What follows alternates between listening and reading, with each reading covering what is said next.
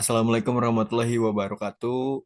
Kami dari kelompok 6 ingin mempresentasikan hasil kinerja kami dengan judul Akuntansi dan Aktivitas Koperasi. Yang terhormat Ibu dosen pengampu Mutiara Praptasari MAK. This is presentation structure, and first is member structure, member introduction, and second background formulation of the problem and objective, and the third, theoretical discussion, and fourth, closing. Welcome to our presentation. This presentation is presented by kelompok 6. Yang pertama yaitu Maulana Fariski, saya dengan NIM 63220832. Lalu yang kedua ada teman Udah, saya siapa yang ngomong tuh? Ya udah lanjut.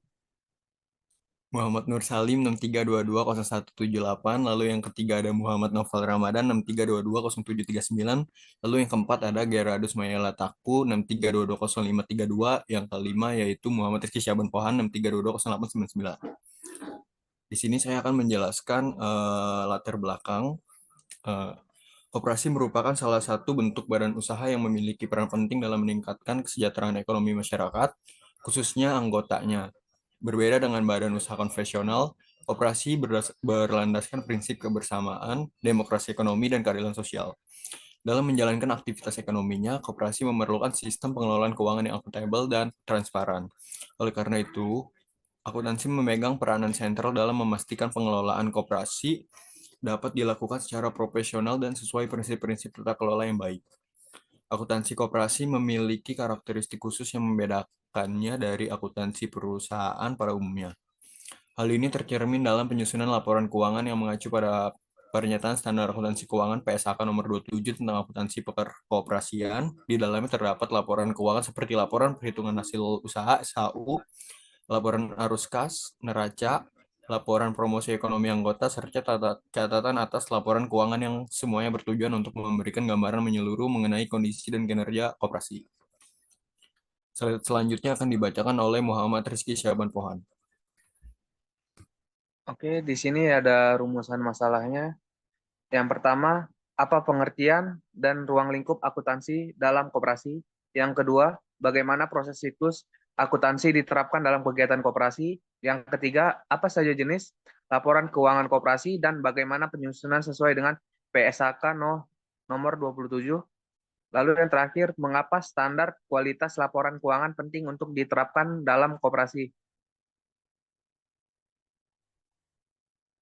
Lalu ada tujuan. Yang pertama untuk memahami konsep dasar akuntansi dan penerapannya dalam koperasi. Yang kedua untuk menjelaskan tahapan siklus akuntansi koperasi dari pencatatan hingga pelaporan keuangan. Yang ketiga untuk mengidentifikasi dan menjelaskan jenis-jenis laporan keuangan koperasi sesuai dengan standar akuntansi yang berlaku. Yang terakhir untuk menekankan pentingnya kualitas dan standar dalam penyusunan laporan keuangan koperasi guna mendukung transparansi dan akuntabilitas organisasi. Selanjutnya akan dibacakan oleh Muhammad Nur Salim.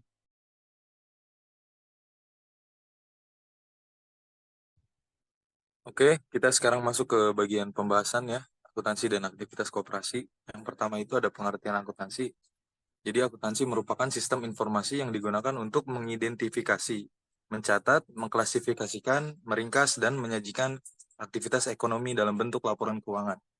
Jadi laporan tersebut disusun dengan tujuan memberikan informasi yang relevan dan dapat dipercaya bagi pihak-pihak yang berkepentingan dalam mengambil keputusan ekonomi. Dalam konteks koperasi, akuntansi tidak hanya berfungsi sebagai alat pencatatan transaksi, tetapi juga sebagai sarana pengendalian, pertanggungjawaban, dan evaluasi kinerja organisasi koperasi.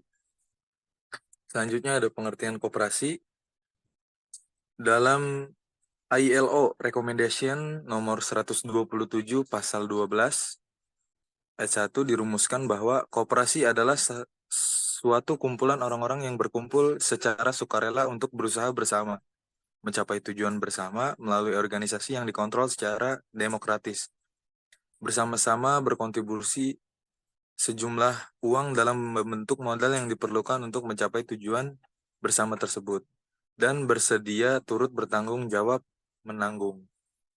Selanjutnya,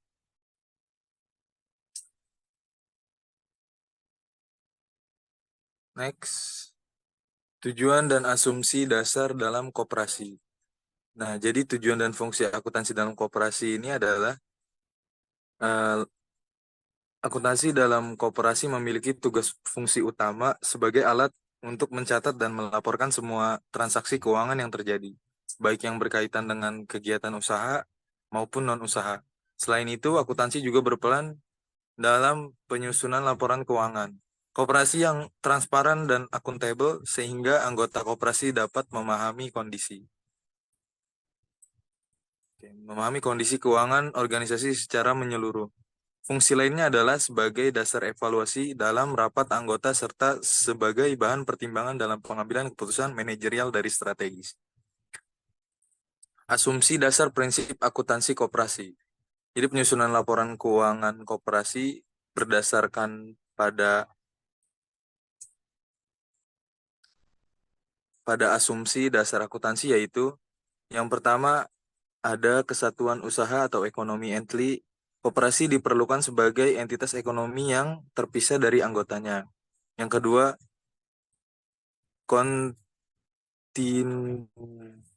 kontinuitas usaha atau going concern. Koperasi diasumsikan akan terus beroperasi di masa mendatang.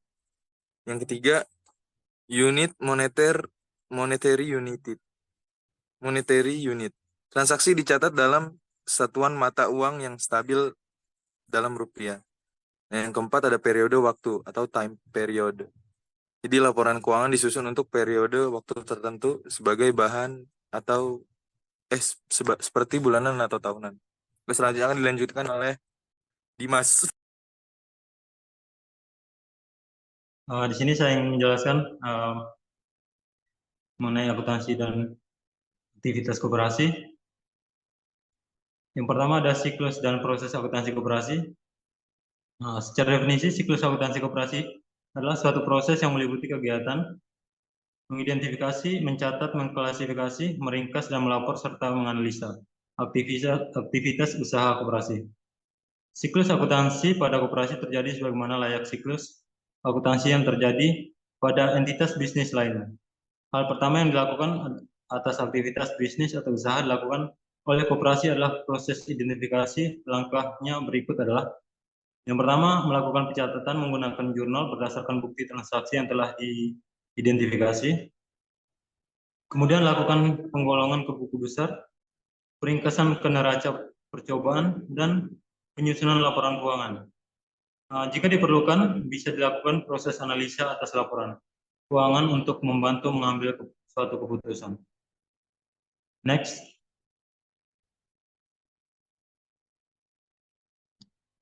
Sekarang masuk ke tujuan dan manfaat siklus akuntansi. Sini yang pertama menyediakan informasi keuangan yang akurat dan tepat waktu. Yang kedua mendukung pengambilan keputusan manajerial koperasi. Terus yang ketiga memenuhi kewajiban pelaporan kepada anggota koperasi dan pihak eksternal. Next. Sekarang masuk ke laporan keuangan koperasi. Berdasarkan pada pasal 7 Permenkop UKM 2024, laporan keuangan wajib disusun dalam bahasa Indonesia dengan satuan mata uang rupiah. Laporan wajib ditandatangani oleh pengurus koperasi. Kebenaran informasi yang disajikan menjadi tanggung jawab pengurus koperasi. Laporan keuangan sesuai dengan Permenkop dan UKM nomor 2 tahun 2024 terdiri atas: yang pertama laporan keuangan tahunan, dan yang kedua laporan keuangan periode. Dan selanjutnya akan dijelaskan oleh Noivi. Baik, di sini saya akan menjelaskan tentang standar kualitas laporan keuangan koperasi. Di sini ada 7 jenisnya. Yang pertama ada relevan, lalu yang kedua ada dapat difahami, yang ketiga ada daya uji atau verifiability, yang keempat ada netral, yang kelima ada tepat waktu, yang keenam ada daya banding atau comparability, dan yang terakhir ada lengkap. Next. Baik, di sini masuk ke bagian analisis dan implementasi akuntansi koperasi, yang dimana disebut dibagi menjadi 3 bagian, Yang pertama itu ada komponen aktiva, kewajiban, dan ekuitas. Lalu yang kedua ada distribusi SHU atau sisa hasil usaha dan dana cadangan. Dan yang terakhir ada manfaat ekonomi bagi anggota. Next.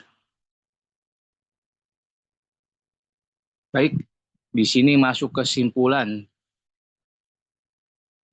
Berdasarkan kajian yang telah dilakukan dalam makalah ini, dapat disimpulkan bahwa akuntansi itu memiliki peranan yang sangat vital dalam mendukung tata kelola koperasi yang sangat transparan, akuntabel, dan berkelanjutan. Akuntansi koperasi sendiri memiliki karakteristik tersendiri yang membedakannya dari praktik akuntansi pada entitas bisnis konvensional, terutama dalam penyusunan laporan keuangan dan mengacu pada Pernyataan Standar Akuntansi Keuangan atau PSAK nomor 27 tentang akuntansi perkoperasian.